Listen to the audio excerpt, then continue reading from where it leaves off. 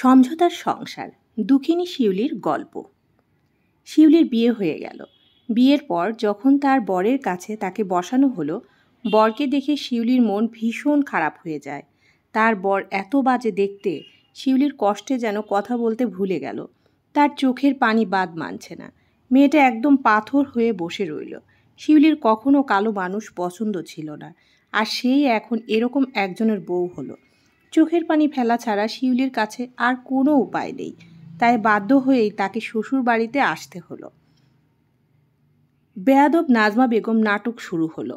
সবার সামনে আবার শুরু করলো এমন ভাব যেন তার কলিজার টুকরা জন্য তার বুকটা ফেটে যাচ্ছে। বেয়াদব মহিলা নাটক করলো অজ্ঞান হওয়ার। শিউলির তার মায়ের প্রতি ঘেন্না জন্মে যায়। নিজের জীবনের প্রতি এখন সত্যি তার আফসোস হচ্ছে। এমন জীবন তার দরকার নেই। শ্বশুরবাড়িতে বাসর রাত ছিল শুধুমাত্র নামের, কারণ শিউলির দুর্ভাগ্য তার স্বামী একজন অক্ষম পুরুষ। শিউলির শরীর অনেক খারাপ ছিল, তাই সে ঘুমিয়ে যায়। বৌভাতের অনুষ্ঠানের পরে তাদেরকে নেওয়া হয় বাড়িতে। ওর প্রতিবেশী ভাবি ওকে প্রশ্ন করে, তার বাসর রাত কেমন কেটেছে? শিউলি বলল, তেমন কিছুই না। তখন ভাবি অবাক হয়। তারপর স্বামী স্ত্রীর মধ্যকার সম্পর্কের বিষয়ে বিস্তারিত বলে। কিন্তু শিউলি ভাবির কথা শুনে বুঝতে পারে তার সাথে এমন কিছুই হয়নি। ভাবি তাকে বলল, আজকে দেখ তোর বর কি করে।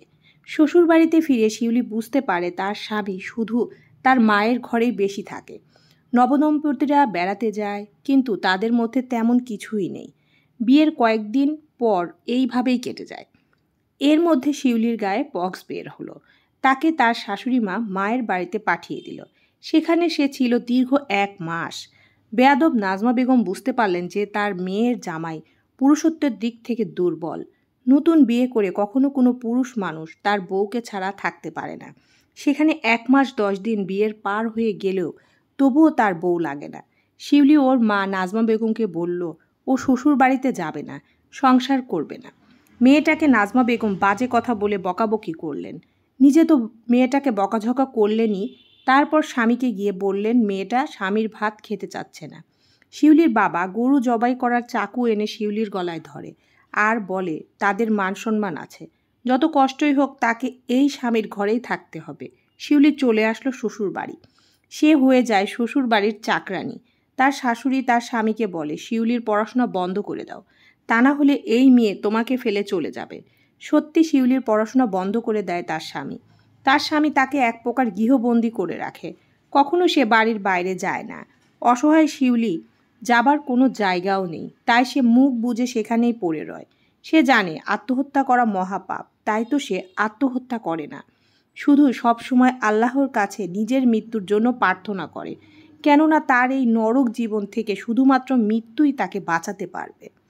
আর সবচেয়ে বেশি ঘৃণা করে তার বাবা মাকে, যারা চাইলেই ওর জীবনটা নষ্ট হওয়ার হাত থেকে বাঁচাতে পারত, কিন্তু তারা একটা পুরুষত্বহীন লোকের সংসারে ওকে তিলে তিলে মরার জন্য রেখে দিল। আর শিউলির মনে ক্ষোভ স্বামীকে নিয়ে, যে কিনা জানতো সে অক্ষম পুরুষ, তার বিয়ে করার প্রয়োজন নেই। আমরা জানি সবাই দৈহিক চাহিদা মেটানোর জন্যই ছেলেরা বিয়ে করে। কিছু কিছু সময় তো বিবাহিত পুরুষেরা ঘরে বউ রেখে বাইরে পরকীয়া করে, খারাপ জায়গায় যায়, কারণ এটা তাদের ক্ষুধার মধ্যেই পড়ে। একটি মেয়ের জীবন নষ্ট করলো কেন? তাকে এভাবে গৃহবন্দী করে রাখছে। শিউলির স্বামী ও তার মা ছিল লোভী। তারা সব সময় পরের টাকায় খাওয়া দাওয়া করে। বোনের স্বামীর টাকায় খাওয়া ছিল স্বভাব তাদের, কারণ ওই বদমাইশ বুড়ো বেটা ছিল অলস প্রকৃতির, আর ওর মা ছিল 1 নম্বরের লোভী। শিউলির কষ্ট কেউ বোঝে না, এসব কথা কাউকে বলতেও পারে না। একই তো ওর আপন বলতে কেউ নেই। এই সমাজে শিউলির মতো অনেক অসহায় মেয়ে আছে, দিনের পর দিন এই অত্যাচার মুখ বুজে সহ্য করে। আরেক শ্রেণীর মেয়ে আছে যারা জীবনকে নতুন করে সাজানোর জন্য পরকীয়ায় জড়িয়ে যায়, আর আমরা সবাই তাদেরকে বদনাম দিই, কিন্তু কেউ কি একবার তাদের কষ্ট বুঝি যে কেন তারা আসলো পরকীয়া করে? আসলে সবাইকে উপরে দেখে বিচার করা ঠিক নয়। আর যারা জীবনের কাছে হার মেনে যায় তারা করে আত্মহত্যা। তাদেরকেও আমরা কত কথা বলি, কিন্তু একটিবারের জন্য তাদের অবস্থার কথা আমরা ভাবি না। কেন সেই মেয়েটি এমন করলো? শিউলির জীবন এখন দুর্বিষহ। সে শুধু অপেক্ষায় থাকে কখন তার এই জীবনের সমাপ্তি ঘটবে। শিউলির বিয়ের 5 বছর হয়ে গেছে। আল্লাহ বিচার করেছেন নাজমা বেগমের। তারা এখন ভালো নেই, কারণ তার স্বামীর চাকরি চলে গেছে, আর যা টাকা ছিল তা দিয়ে ব্যবসা করতে গিয়ে ধরা খেয়ে এখন রাস্তায় বসে গেছেন। বলতে গেলে ধার দেনায় জর্জরিত। শিউলির চাচা ফুপুরাও তাদেরকে দেখতে পারে না, কারণ যখন তাদের টাকা ছিল নাজমা বেগম সবার সাথে খারাপ ব্যবহার করতেন। শিউলিও তাদের খোঁজ খবর নেয় না। সমঝোতা নামক সংসারে শিউলির মতো ফুটফুটে মেয়েটার জীবন শেষ হয়ে যাবে, এটাই বোধহয় ভাগ্যের পরিহাস। মহান আল্লাহ তাআলা এত খারাপভাবে মেয়েটার ভাগ্য না লিখলেও পারত। এত কষ্ট কি সত্যি মেয়েটার পাবার কথা ছিল? এ কথা মনে করে শিউলি নীরবে অশ্রু বিসর্জন দেয়। ওভাবেই এই সিনিহার ভাইকে বলা বোধহয় শিউলির ঠিক হয়নি। ও ভাবে কালো বলা মেয়েটা মোটেও ঠিক হয়নি ওর। মনে হয় তার অভিশাপেই ওর জীবন এত কষ্টকর। ওর বান্ধবী সুফিয়া এখনও পড়াশোনা করে, আর ও এখন গৃহবন্দী এই বুইড়া বেটার কাছে। সবাই দোয়া করবেন আল্লাহ যেন শিউলিকে খুব তাড়াতাড়ি স্বাভাবিক জীবন ফিরে দেয়। তার কারণ মেয়েটা পৃথিবীতে অনেক কষ্ট পেয়েছে। অনেক মানুষ আছে তিলে তিলে ধুকে ধুকে মারা যায়, অথচ সমাজের লোক ও আত্মসম্মানের ভয়ে কাউকে বলতে পারে না। আমাদের সমাজ এমনভাবে গঠিত, আমাদের সমাজের নারীদের দোষ পেলে কেউ তাকে ছাড় দেয় না। একটা মেয়ে যদি পরকীয়া করে তাহলে প্রশ্ন ওঠে মেয়েটার চরিত্র খারাপ। কেউ একবারের জন্য ভাববে না বা খোঁজ নেয় না মেয়েটা কেন এই কাজটি করলো। আমাদের সবাই যে রকম পেটের ক্ষুধা আছে, ক্ষুধার জন্য আমরা কাজ করি, চুরি করি, ডাকাতি করি, টাকা রোজগার করি। শারীরিকভাবে আল্লাহ তাআলা সবার ভেতরেই এক ধরনের ক্ষুধা দিয়েছে, আর এই যৌবনের চাহিদা মেটানোর জন্যই তো মানুষ বিভিন্ন পন্থা অবলম্বন করে। পুরুষ মানুষ যদি পরকীয়া করে বা কোথাও পতিতালয়ে যায় তাহলে দোষ হয় না। একজন নারী সে কি পারবে? সে তো আর পারবে না পতিতালয়ে যেতে। তাই সেই নারীকে নিজের পথ খুঁজতে গেলে অন্য পুরুষের দিকে হাত বাড়াতে হয়, আর তখনই সেই নারী হয়ে যায় দোষী, হয়ে যায় চরিত্রহীনা। তাকে তকমা দেওয়া হয় সমাজের বিভিন্ন শ্রেণী থেকে যে সে একজন বাজে মহিলা, একজন ব্যা যাকে বলা হয়। কিন্তু তার শারীরিক চাহিদা, তার কষ্টের কথা, তার খবর আমরা কেউ নিই। আমাদের সবারই উচিত মনটাকে বড় করা, নিজের দিকে তাকানো আগে, নিজেকে যাচাই করা, তারপর অন্যকে বিচার করা। আজ দীর্ঘদিন পর বাড়ির বাইরে বের হয়েছে শিউলি। ওর কাছে মনে হচ্ছে যেন সে কারাগার থেকে মুক্তি পেয়েছে, কারণ শিউলির শাশুড়ি খুবই অসুস্থ। তাকে হসপিটালে ভর্তি করা হয়েছে। তাই শিউলি তার শাশুড়িকে দেখতে হসপিটালে গিয়েছে। যেহেতু শিউলি ছিল ওই বাসার কাজের লোক, তাই স্বাভাবিকভাবে রাতে হসপিটালে শিউলিকেই রেখে আসা হয়। শিউলি শাশুড়ির চেয়ারে বসে আছে। রাত 10টার দিকে রাউন্ডে ডক্টর আসলো। ডক্টর যখন শিউলির শাশুড়িকে চেক আপ করছিল, শিউলি ওয়াশরুমে গিয়েছিল। শিউলি বের হয়ে এগিয়ে আসে শাশুড়ি মার কাছে।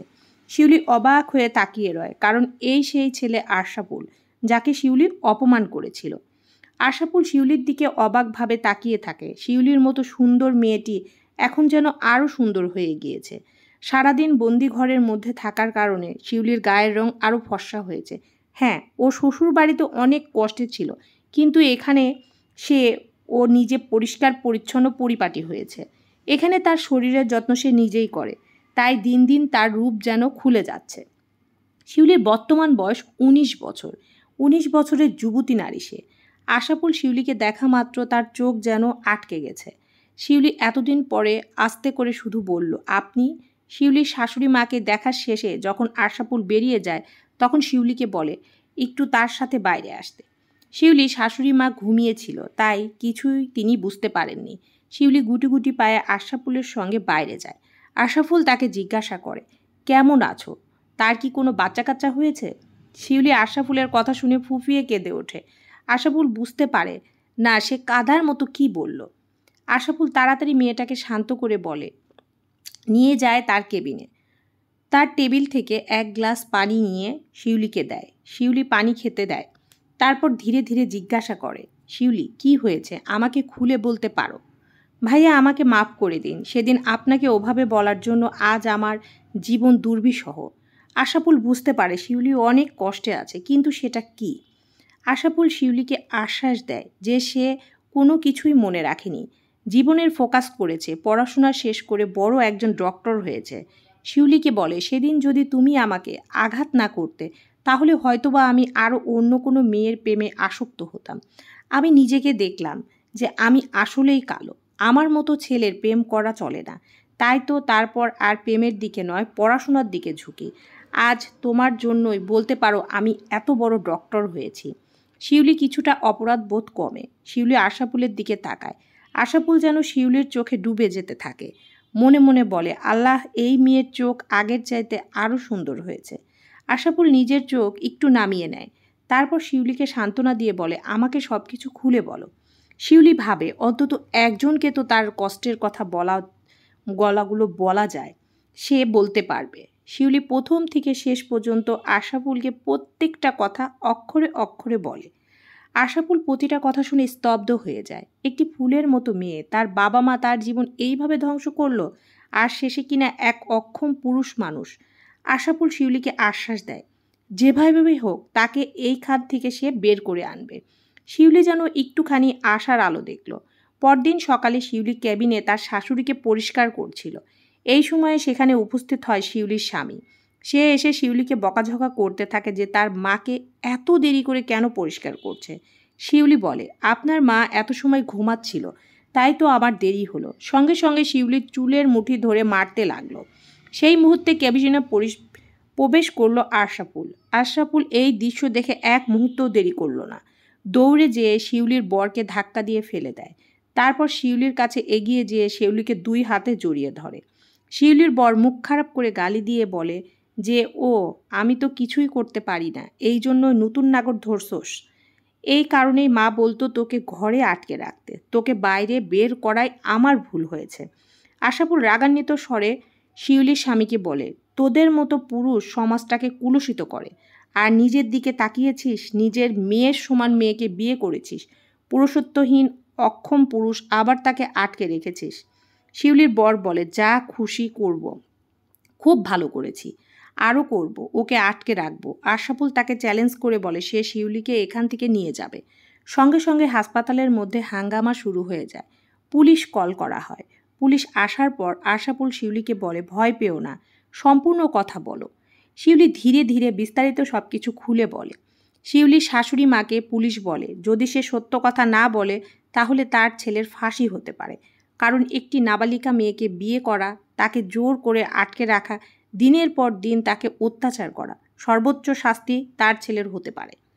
শিউলির শাশুড়ি ভয়ে কান্না করে দেয়। তারপর পুলিশের কাছে স্বীকার করে, হ্যাঁ, তার ছেলে সত্যি পুরুষত্বহীন, এই জন্য তার ছেলেকে তারা বিয়ে দিত না। কিন্তু শিউলির মা যখন শিউলির বিয়ের প্রস্তাব দেয়, তখন তাদের চোখ চকচক করে ওঠে। ভাবে একটি বিনা পয়সায় কাজের লোক পাওয়া যাবে, মেয়ের সাথে এতগুলো জিনিস, টাকা সব পাবে। তাই তো তারা এই বিয়েতে মত দেয়। পুলিশ বিস্তারিত শোনার পর শিউলির শাশুড়ি ও শিউলির স্বামীকে গ্রেপ্তার করে একটি নাবালিকা মেয়েকে এত অত্যাচার করার জন্য। আশাফুল শিউলিকে বলে তার বাবা মায়ের বিরুদ্ধে কেস করতে। শিউলি তাই করে। শিউলির বাবা মাকেও পুলিশ গ্রেপ্তার করে। এতে শিউলির কোনো দুঃখ নেই, কারণ শিউলি জানে আজ যদি এদের শাস্তি না দেয় তাহলে শিউলি মারা গিয়েও শান্তি পাবে না। দীর্ঘদিন কষ্টের পর শিউলির বোধহয় সুখের দিন ফিরে আসছে। আশাফুল শিউলিকে সাথে নিয়ে তার বাড়িতে চলে যায়। আশাফুলের মা শিউলিকে বুকে টেনে নেয়। আশাফুল তার মাকে বলে, মা, আমি শিউলিকে বিয়ে করতে চাই। আশাফুলের মা অনেক দিন ধরে আশাফুলের বিয়ের কথা বলে, কিন্তু সে কখনোই রাজি হতো না, কারণ আশাফুলের মা ভালো করেই জানতো শিউলি নামের একটি মেয়েকে তার ছেলে পাগলের মতো ভালোবাসে।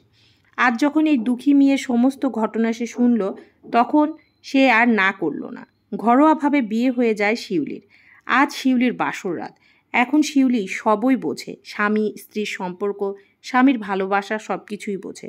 বাসর রাতে আশাফুল তাকে কথা দিল আগামীকাল তাকে স্কুলে ভর্তি করে দিবে, যাতে সে তার পড়াশোনা কমপ্লিট করতে পারে। সাথে এও আশ্বাস দেয় সারা জীবন দুজন একসঙ্গে, দুজনার পাশাপাশি থাকবে, হাতে হাত রেখে পথ চলবে। যেন শিউলি নতুন আশার আলো পেল।